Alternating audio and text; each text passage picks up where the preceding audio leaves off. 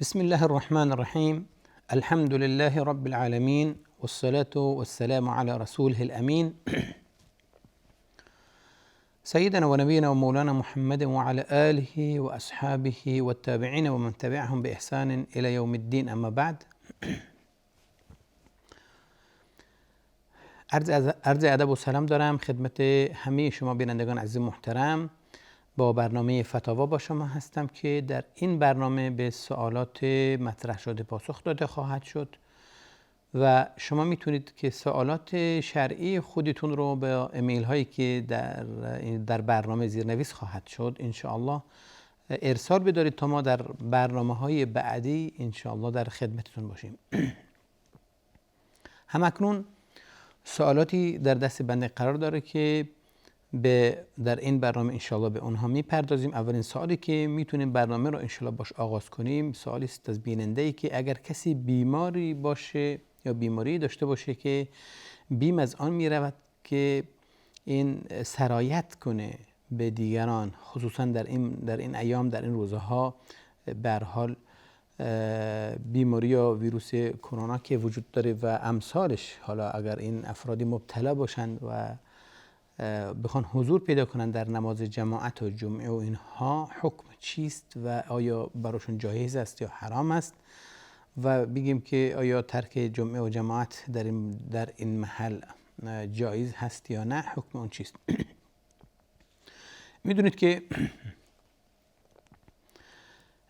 اسلام به اتحاد و تعاون و همکاری و جمع و جماعت دستور داده و این رو طلبیده و خواسته تا همچنین میفرماید که واعتصموا بحبل الله جمیعا ولا تفرقوا.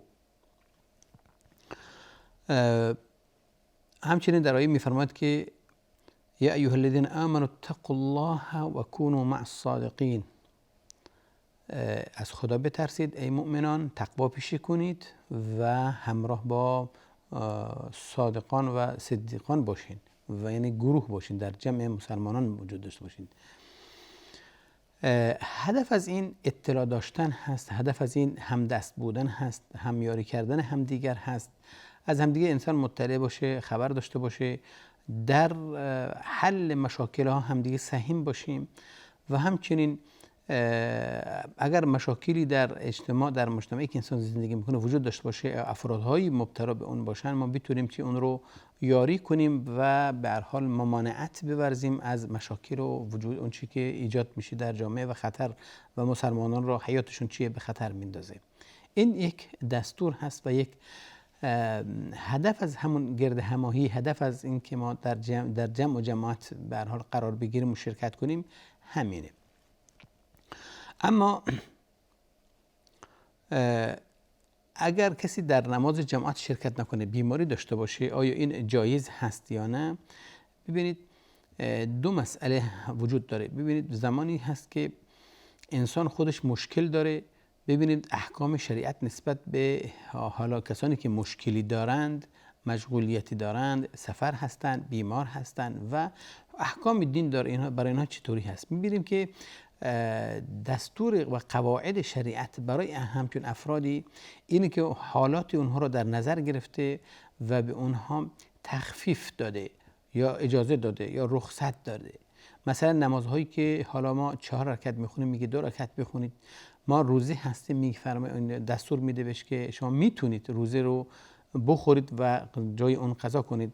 فمن کان منکم مریضا او علی سفر فعدة من ایام اخر. و سایر احکام شریعت که انسان اگر زمانی عذری داشته باشه، میدونید که اون طلب و اون تکلیف به حد توان اون چیه تنزل پیدا میکنه و حالت اون رو رعایت میکنه. و اینجاست که اگر کسی بیمار باشه و مشکل داشته باشه، چیه؟ برای اینکه به هر حال براش سخت نگذره و مشقت براش پیش نیاد، اجازه دارد و شریعت بهش اجازه داده که چیکار کنه؟ حال خودش رو مراعات کنه و مشارکت نکنه در جمع، یا اینکه اگر نمیتونه اون عمل رو در اون زمان انجام نده و میتونه اون رو به تأخیر بندازه، همانند روزه.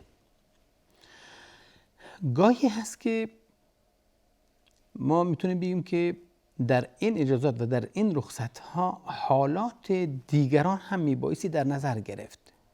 یعنی ببینید رسول الله صلی الله علیه و سلم در یک حدیثی میفرماید که من اکل من هذه الشجره الخبيثه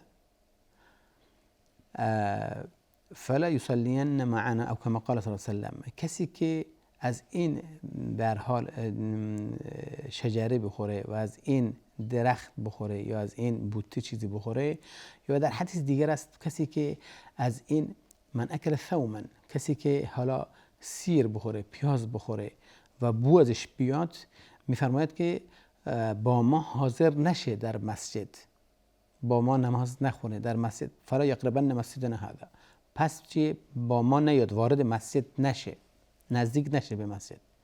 اینجا در این حدیث مراعات حال دیگران داره میکنه، مراعات حال نمازگزاران، یعنی نه مراعات خود حال فرد، زیرا که فرد عذری نداره، مگر اینکه ایشون با این به هر حال غذایی که استعمال کردن و خوردن یا بویی که به هر حال ایشون استعمال کردن و بوی بدی که هم بشر و هم ملائکه ازش بد میاد، ازش بدش میاد، اینجاست که این مراعات حال اینان شده و نبایستی چیکار کنه، به مسجد بیاد.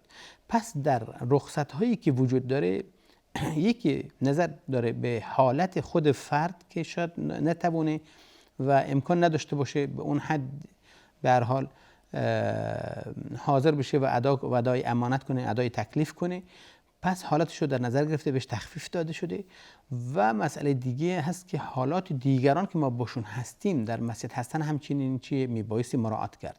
حال برمیگردیم به سوالاتمون، اون این که اگر کسی این بیماری رو داشته باشه، حالا خصوصا امروز بیماری همون ویروس به هر حال کرونا که حالا سرایت کننده هست و سرعت هم داره، اینجاست که افرادی که مشکوک هستن، افرادی که به حال خود مشکوک هستن یا دیگران بهشون مشکوک هستن، اینا حق ندارن وارد مسجد بشن، بنا به همین قیاس بر همین مسئله خوردن پیاز که رسول الله صلی الله علیه و دستور دادن اینها به مسجد ما نزدیک نشن، به ما ملحق نشن.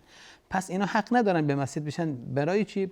برای حفظ صحت اونهایی که در مسجد هستن و مشارکت دارن و سالم هستن، برای حفظ افراد جامعه. اینها طبعا براشون واجبه که در خونه بمونن و خارج نشن و به محل جمع و جماعات حاضر نشن، حتی در بازار، حتی در حالا در میدان ها، حتی در به هر حال محل ورزشگاه و غیره، برای تماشای فوتبال و هر چی میخواد باشه.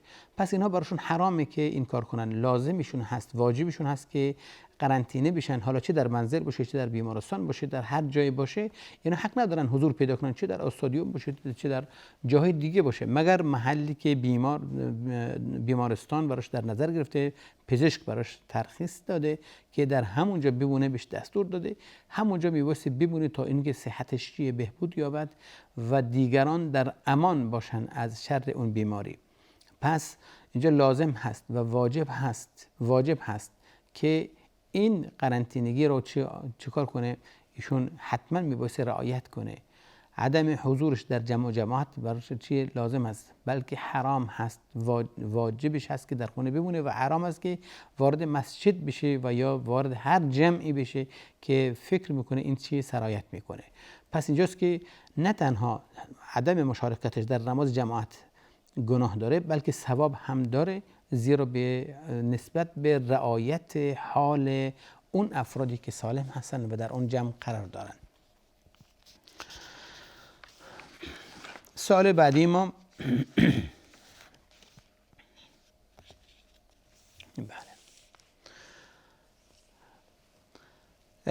تخصیص ایام معینی برای حالا یک عبادت خاصی حکمش چی هست؟ آیا درسته که انسان ما یک شب رو معین کنیم برای نماز قیام؟ مثلا هر شب نمیتونه بلند بشه، بیان مثال نسبت به کار و برنامه‌ای که داره یا میخواد بعضی از شب‌ها بلند میشه. آیا این درست هست یا نه؟ یا بعضی از روزها مثلا برای روزی گرفتن ایشون به هر حال گفتن. ببینید اوقاتها مخصص کردنش برای عبادت یا عبادت نخوندن یا اینکه شریعت بهش اشاره کرده یا شریعت بهش اشاره نکرده. اگر شریعت بهش اشاره کرده باشه، مانند مثلا رسول الله صلی الله علیه و سلم میفرماید که ولا تخصوا يوم الجمعة بصيام من الأيام إلا أن يكون في صوم يصومه أحدكم مثلا ولا تختصوا ليلة الجمعة بقيام من الليالي أو كما قال صلى الله عليه وسلم. مخصص نکنید شب جمعه از بین دیگر شبها برای چیه؟ برای قیام اللیل و نه هم روزش برای روزه گرفتن. ببینید اینجا شریعت مشخص کرده، زمان رو معین کرده که شما حق ندارید این کارو بکنید. البته اینها برمیگرده به عبادات غیر مقید، غیر سبب، درسته؟ تطوعاً. همچنان که شما فرمودید میخوام حالا یه روزه بگیرم در هفته که حال روز جمعه باشه به نظرتون، درسته؟ یا اینکه یک شب باشه و اون شب جمعه باشه. اگر شریعت این رو معین کرده باشه، چه در نهی و چه در فعل یک امری، ما طبعا ملزم هستیم به مراعات این دستور و این قانون. اگر نهی هست خب صحیح نیست، حداقلش اینه که مکروه انسان این رو بگیره، و اگر دستور داده شد خب مستحب سنت، اگر واجب نباشه، درسته؟ پس اون چیزی که شریعت درش بیانی داره ما نداریم، ما حق نداریم به هر حال برش حکم بچینیم و حکم بیاریم که این هست یا نیست. اما ایامی که و یا زمانی که شریعت بهش اشاره نداره شریعت سکوت کرده در مقابلش، هیچ امری بیانی رو نداده و توضیح نداده که حالا میگم این مباهه، این مباح هست. حالا برمیگرده به نیت فرد. اگر این فرد این زمان رو مقدس میدونه، مبارک میدونه، پس اینجا میشه ممنوع، زیرا که شما حق ندارید چیزی رو به هر حال مقدس بدونید مگر اینکه شریعت اون رو چیه، این رو طلبیده باشه از من و شما، خواسته باشه، درسته؟ که این رو مقدس بشمارید و این رو به هر حال این زمان مقدسی است بیان مثال، حالا ما حق داریم که بگیم این زمانه. اما اگر که گفتیم که شریعت درش هیچ بیانی نداره، هیچ توضیحی نداده که بگیم این زمان مختار هست یا نه، مباح هست، حالا شما کسی بخواد این رو مقدس بشماره، این درست نیست و این صحیح نیست و این میشه اینجا میشه بدعت. و اینجا میشه چی؟ بدعت. روزی از ایام رو به خاطر حالا تولد یک فرد، یک بزرگی، میگیم که این روز مقدسه، انسان بخواد اون روز رو مقدس بشماره، این طبعا درست نیست و این صحیح نیست مگر که در شریعت چیه بهش اشاره شده باشه، یا اینکه به هر حال این زمان من اون رو برای خودم مقدس میشمارم، این کار درستی و این کار صحیح نیست، که زیرا این امر برمیگرده به خداوند و شریعت معین کردن و تقدیس مقدس نبودن یک زمانی و یا مکانی. اما اگر فردی معذرت میخوام، اگر یک فردی وقتش این رو ایجاب میکنه که زمان معین اختیار کنه برای یک عبادت خاصی که داره، مثلا روزهای شنبه یا یه شنبه، دوشنبه به عنوان مثال اول هفته به حساب میاد براش، سر شلوغه و صبح اصلا وقت نداره سر کار و خستگی براش میاره، شب نمیتونه بلند بشه، خب شبای سه شنبه یا شب پنج شنبه به عنوان مثال کارش سبکتر هست، تعطیلی داره، اینجاست که ایشون اینو میتونه مراعات کنه. خب اینجا مانعی نداره، نسبت به یک علتی است و این مانعی نداره. اگر اجازه بدید بعد از این برنامه مبحث رو کامل خواهیم کرد. لا اله الا الله، لا اله الا الله.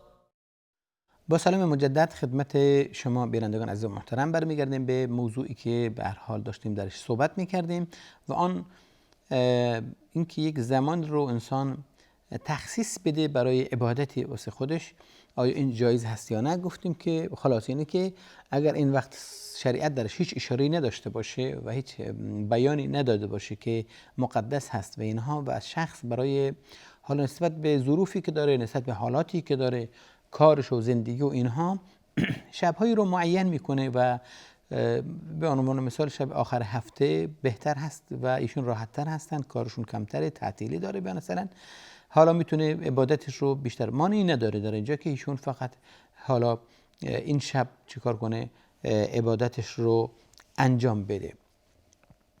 اما اگر که اون رو از دید تقدیس بهش نگاه میکنه طبعا این ممنوع هست و این صحیح نیست.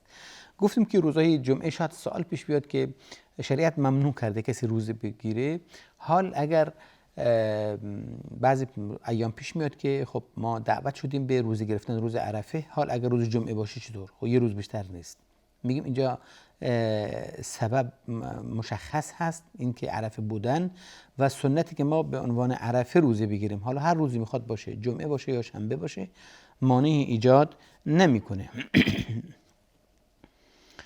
و همچنین اگر انسان قضا داشته باشه، اگر قضا داشته باشه باز هم چیه؟ مانع ایجاد نمیکنه که انسان قضاش روز جمعه بگیره. اما اگر سنت تطوعی باشه حتما میبایستی برای اینکه جمعه منفرد نشه به این عبادت میتونید روز پنجشنبه با جمعه بگیرید یا اینکه جمعه با شنبه با اول هفته، در اینجا مشکل ایجاد نمیکنه و از نهی خارج بشه. رسول الله صلی الله علیه و آله در منزل وارد شدن، ام المؤمنین جویریه روزی بودن روز جمعه، فرمودن ازشون پرسیدن رسول الله صلی الله علیه و آله که آیا دیروز هم روزه بودین؟ ایشون گفتن نه یا رسول الله. گفت فردا قصد دارین که روزه برین؟ فرمودن گفتن نه یا رسول الله. فرمودن پس افطار کنید. پس چیه افطار؟ زیرا که جمعه روز عید هست برای مسلمانان، عید هفتگی است آخه، درسته؟ پس انسان روز عید معمولا انسان به خوردن و نوشیدن و اینا میپردازه، مگر اینکه حالا سببی باشه. یه سوالی است که یکی از برادران پرسیده که میراث بردن مسلم از غیر مسلمان درست هست یا نه؟ خب طبعا درست نیست، زیرا که به نص حدیث که لا یرث المسلم الکافر ولا الکافر مسلما، و مسلمان از کافر ارث نمیبره و همچنین برعکسش کافر از مسلمان حق ارث بردن نداره. خب میگه که پدرم به هر حال ما تقسیم کرده یا به عنوان جزئی هم به من داده، من چه کارش کنم؟ شما میتونید که به برادرانت به دیگران به هر حال بیان کنید و این رو من باب وصیت اختیار کنید، بردارید، نه اینکه ایشون ببخشید شما فرمودید که پدرتون مسلمان نبوده. وقتی پدر مسلمان نبوده یعنی به ارث و میراث و اینها اعتقاد نداره و نمیدونه اصلا، درسته؟ پس اینجاست که اون چیزی که الان نوشته و بهتون داده این من باب وصیت هست یا من باب هبه است، درسته؟ یک بخششه، ایشون مالش رو به شما بخشیده. حالا مساوات یا غیر مساوات هر قانونی به هر حال ایشون در نظر گرفتن، به هر حال این مالی که به شما دادن ایشون من باب وصیت و هبت هست و هبه برای مسلمان از طرف کافر جایز هست و همچنین برعکسش و وصیت همچنین از طرف کافر برای مسلمان چیه؟ درست هست. پس شما میتونید این اموال رو بردارید و استفاده کنید من باب، نه من باب ارث که شما ارث بردید از ایشون، بلکه من باب اون نوشتایی که ایشون به شما دادن، یعنی من باب وصیت یا هبه. ایشون هبه کردن به شما. بله. سوالی است که برادرمون پرسیدن، جوانی هستم که قصد ازدواج دارم و خب دختر ایشون ظاهرا از مادرشون گفتن از مادرم شیر خورده، البته زمانی که خواهر کوچیک من حالا شیر میخورده از مادرم، یعنی همراه من شیر نخورده بلکه با خواهرم. بله، آیا میتونم ازدواج کنم؟ البته بازم توضیح دادن که این شیر خوردنش فکر کنم فقط در 2 مرحله صورت گرفته، نه بیشتر از این یا کمتر.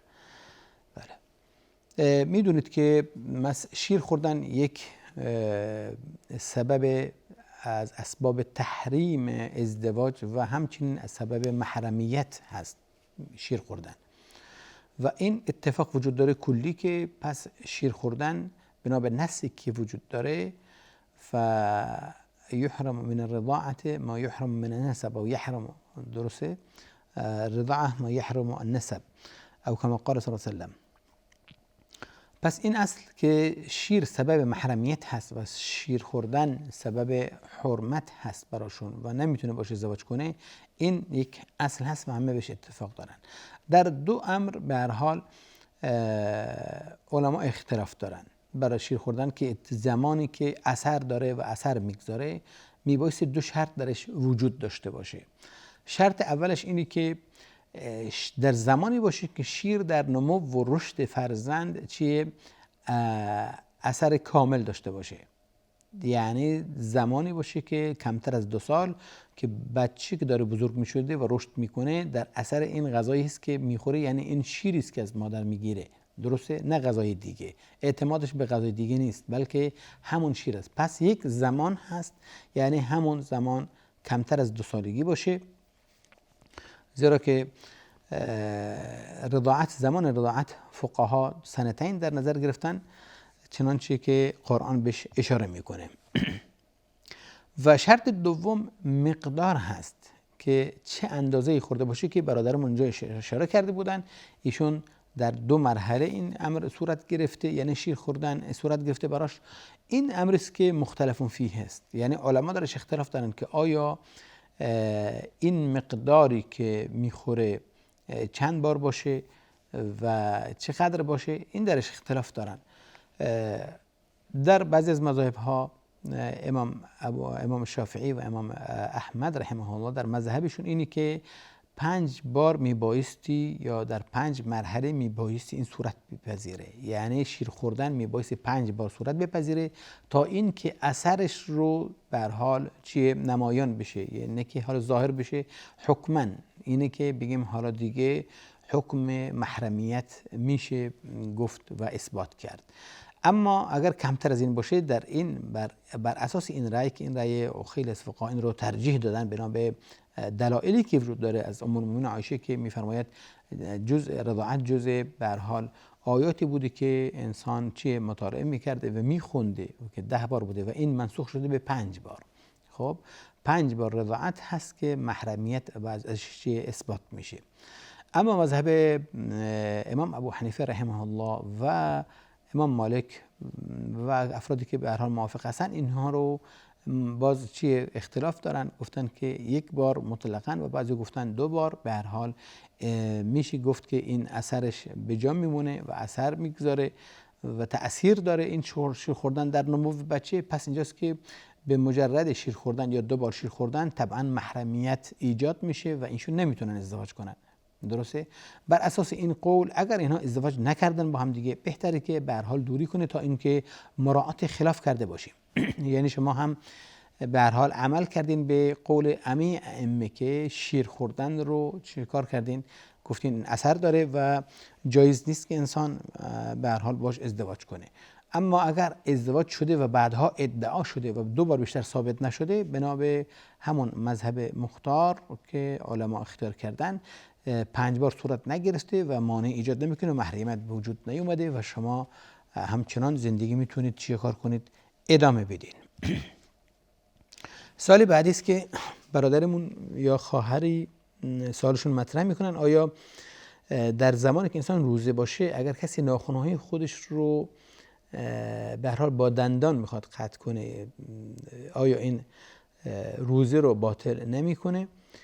ببینید، روزه باطل شدن زمانی است که چیزی به انسان فرو ببره، انسان چیزی رو ببلعه، چیزی بخوره، اینجا میشه روزه رو باطل کرد، میشه باطل دونست. اما اون چیزی که با دندان حالا شما تکی میکنید، قطع میکنید، یا اینکه مسواک میزنید، یا اینکه آب دهنتون میکشین، همه اینها چیه؟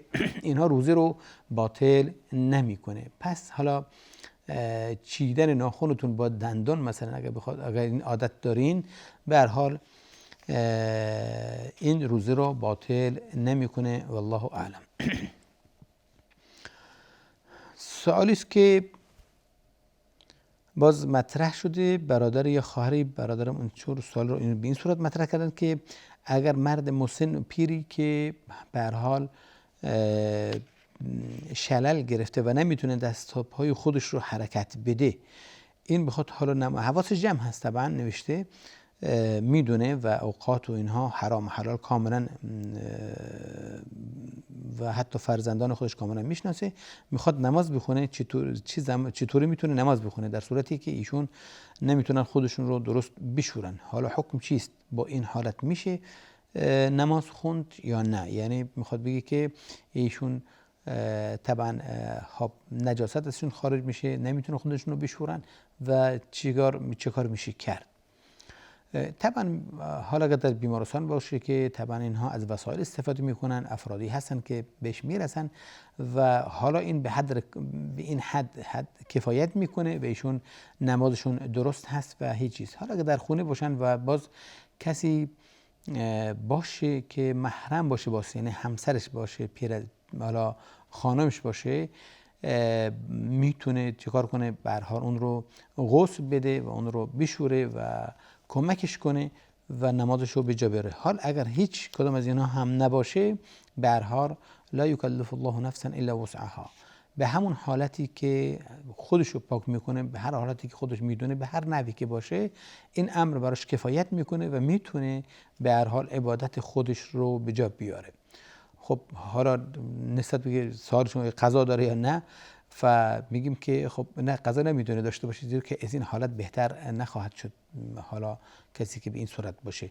البته خب شاید خداوند شفا بده، اما میگیم که اون زمانی که ایشون مکلف بودن، توانشون و حدشون تا این حد بوده که انجام داده، دیگه حکم دیگری برای تجدیدش نخواهد بود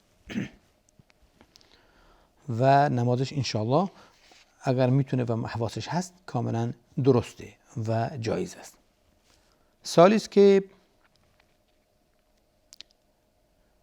میگه آیا سگ نجس هست یا نه؟ ما میگه در مزرعه سگ داریم، هنگام حالا میخوام بهش غذا بدم اینها، یا هنگامی که من وارد مزرعه میشم، این خودش رو به من نزدیک میکنه و حتی بعضی موقع خودش رو به من میماله، یعنی دست به لباسم میماله، مثلا خودش کنار من خودش به من میکشه. آیا لباس من نجس میشه یا نه؟ حکم چیست؟ من چه کار کنم؟ میدونید که فقها در حکم سگ نجس دونستن حالا اقوالی دارن. مذهب امام شافعی رحمه الله و احمد اینه که سگ رو نجس العین میدونن. عموما میگه سگ نجسه، حالا دلیلی بر نجس بودن ظاهرش نیست مگر اینکه گفتن خب وقتی که اون چیزی که دهن کنه درش شریعت با به هر حال سخت‌ترین حکم برخورد کنه، دلالت بر این داره که همه جای بدنش چیه؟ نجسه. عموما این قیاس و بدن رو بر دهنش گرفتن. ظاهرا ما قبل از که ما این میون برنامه بداریم، قبل از که به سوال بپردازیم، میون برنامه رو میبینیم با هم، بعد انشالله ادامه خواهیم داد.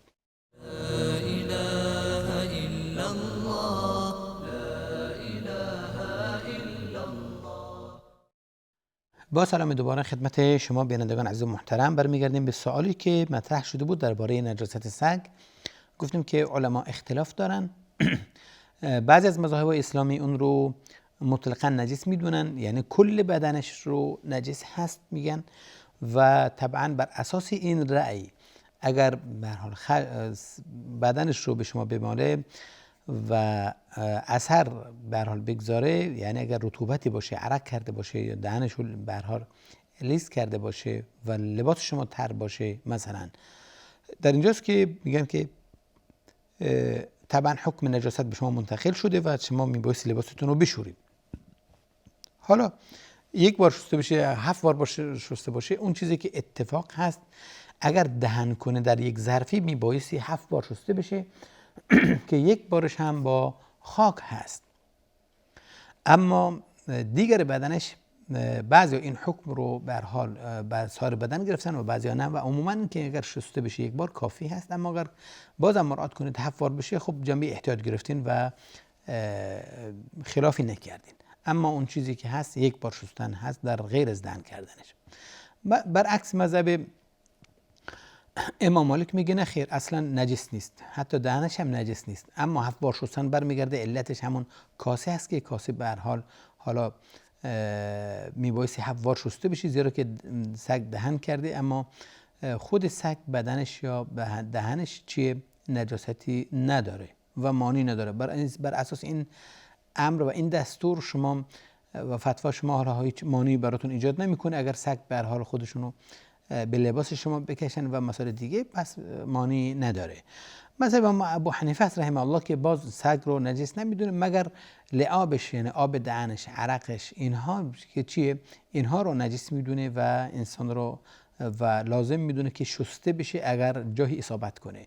پس بنابراین اون چیزی که میبایستی به هر حال نتیجه گرفت این که اگر این حیوان به شما نزدیک میشه به هر حال حالا لباستون بهش اصابت میکنه و اینها، اگر خشک باشه و لباس شما هم خشک هست که اثری نداره، مانعی نداره، یعنی نجاست انتقال پیدا نمیکنه. درسته؟ اما اگر یکی از این قسمت حالا مثل ملموس، یعنی چه حالا بدن سگ و چه لباس شما مرطوب باشه، طبعا میگه که اینجا اثر میگذاره و نجاست هست و شما میبایستی این لباس رو بشورید. بله.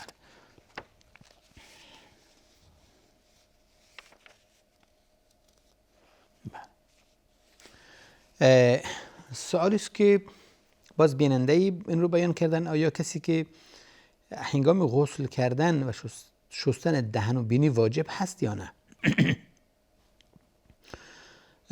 این سوال معمولا زیاد مطرح میکنن که آیا هنگام غسل زدن دهن شستن بعضی میگن واجب هست و این صحیح هست یا نه. اوبان این فتاوای فقها است که با هم دیگه به هر حال فرق میکنه. بعضیا بنا به دلایلی که وجود داره اون رو واجب میدونن که انسان به دهنش آب بکشه و بینیش آب بکشه و جزء ظواهر بدن به حساب آوردن، همچنان که حالا صورت و دست و به هر حال سرتون لازمه بشورید، همچنین آب کشیدن به دهن همچیه مکمل غسل هست و واجب هست که انسان انجام بده. مذهب امام احمد از رحمه الله الحدیث و به هر حال اما دیگر و بعض از فقها بر اینن که دهن همچنان که در ایام روزه آب به دهن کشیدن روزه باطل نمیکنه، پس معناش اینه که حالا به هر حال حکم ظاهر رو بگیریم که همچنان که شما صورتتون میشورید، پس این لزوم پیدا نمیکنه، واجب نمیشه، در صورتی که این دلیل در اصل مال قول اول باشه که اگر باطل نمیشه معنا جز ظاهر بدن به حساب میاد و کاملا صحیح است. و اما عموما این جزء ظاهر بدن ندونستن، گفتن که جزء چون دیده نمیشه به هر حال جزء باطن به حساب میاد و شستن اونها واجب نیست اما مکمل هست، مکمله. ببینید غسل زدن حد اقل واجب هست و اون غسلی که سنت هست و انسان میخواد ثواب ببره طبق عمل رسول الله صلی الله علیه و سلم، یعنی کامل باشه و ثواب کامل ببره. اون ثواب کامل بردن اینی که انسان وضو بگیره، همچنان که برای نماز خوندن وضو میگیره و بعد به هر حال آب میریزه طرف راست و طرف چپ و سرش اول و طبعا و تدلیک دادن و به هر حال دست کشیدن به سر و بدن، همه اینها چیه؟ سنت و مستحب هست. این اعمال رو اگر انجام بده مکمل هست، کامل، یعنی اجر کامل سنت و واجب چیه براش نوشته شده.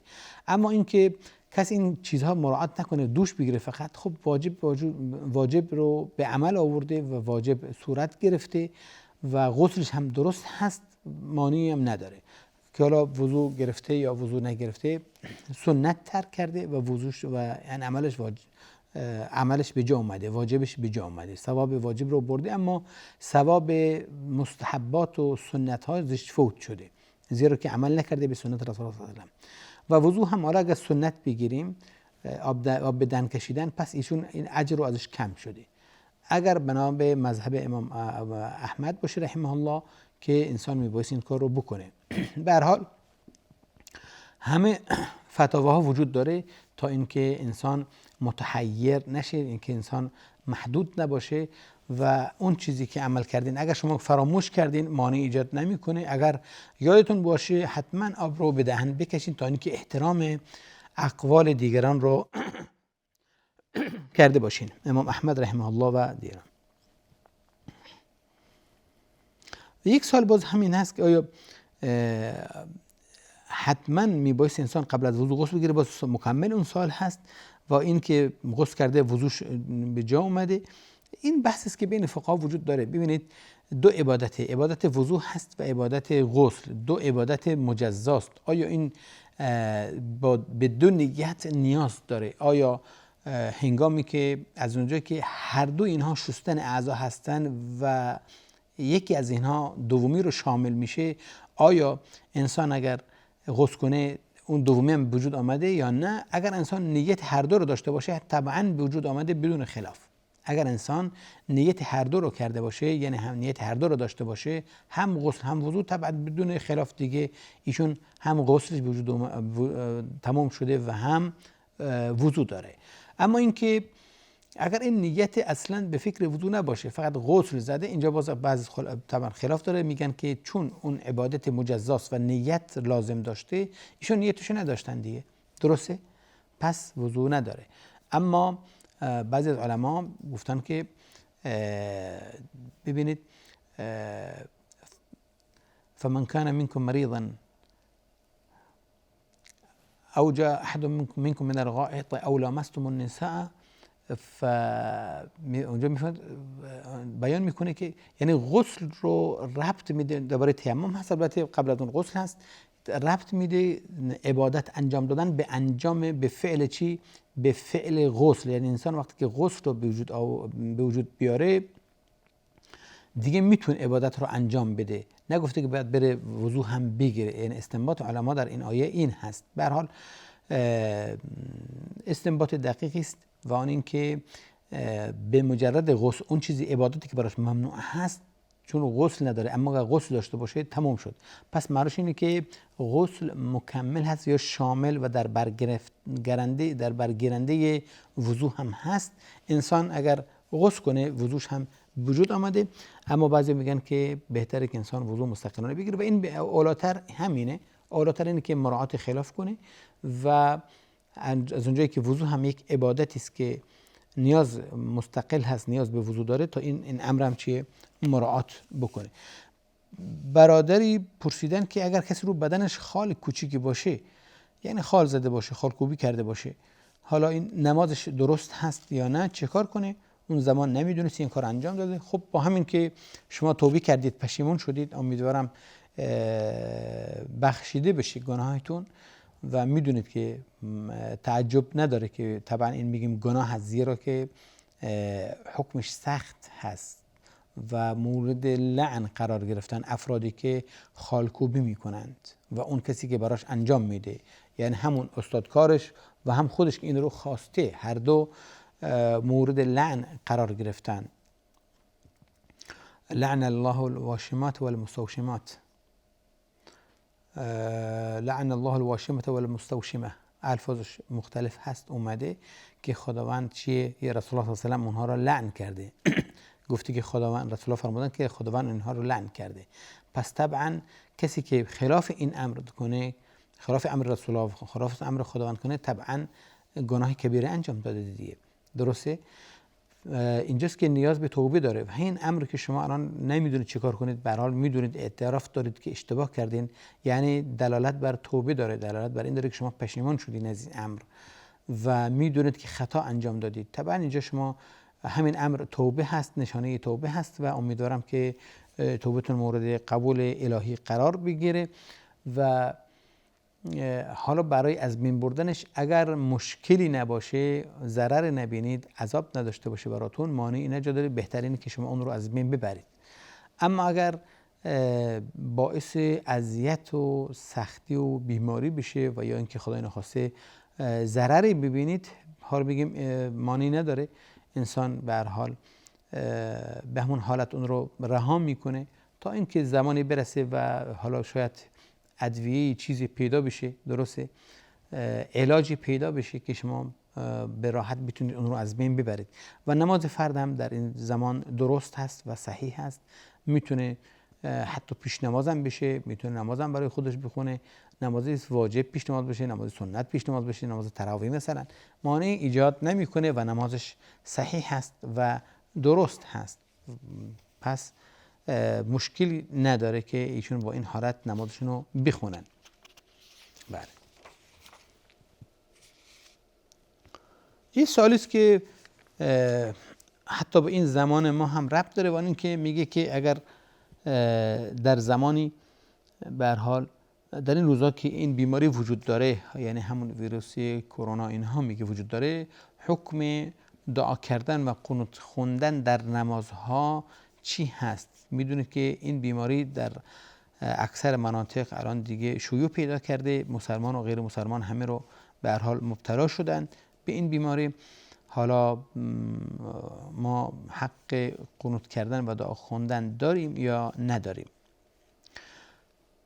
خود قنوت میدونید که در مذهب شافعی اصلا قنوت خوندن سنت مستحب در نماز صبح البته، و این به عنوان این معمول اصلا درسته در مناطقی شافعی هستن اکثر در مساجداشون معمولا نماز صبح بعد از رکوع رکعت دوم چیه؟ قنوت میخونن و این مستحب سنت براشون. بله.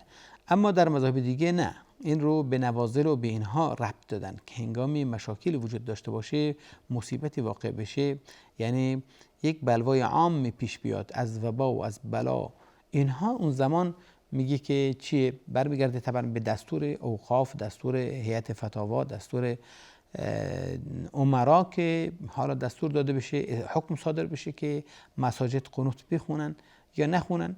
به هر حال مستحب میشه در این صورت که انسان قنوت بخونه در نمازهای پنجگانه، البته یا در نماز صبح، در نماز همه، نه در نماز در هر می نمازها چیه؟ مستحبه. وقتی که حالا بلایی واقع بشه یا به هر حال وبا و طاعون باشه، وبا باشه، اینها باشه، هر چی باشه که امت رو تهدید میکنه، حالا جامعه رو تهدید میکنه، عموما مسلمان و غیر مسلمان، خب مسلمان میتونن دست به دعا بشن تا اینکه خداوند این رو برداره و از بین ببره، و همچنین اگر مبتلا نیستن دیگران مبتلا هستن که به هر حال اینها مبتلا نشن، وارد نشه به شهرشون. همینها چیه؟ مستحب و سنت، مانعی نداره. اینطور نیست که بگیم حالا وجوب میشه، مگر اینکه حالا دستور داده بشه. و در نه تنها در نماز صبح، در همه نمازها خدمتتون عرض شد این مستحبه، هرچند بعضی گفتن فقط در نماز صبح. ظاهرا ما وقتمون داره به پایان میرسه، ما وقت چندانی نداریم که به سال بعدی بپردازیم. در همینجا به هر حال با شما خداحافظی میکنم و تا برنامه بعدی ان شاء الله تعالی. سبحانك اللهم بحمدك اشهد ان لا اله الا انت استغفرك واتوب اليك والسلام عليكم ورحمه الله وبركاته.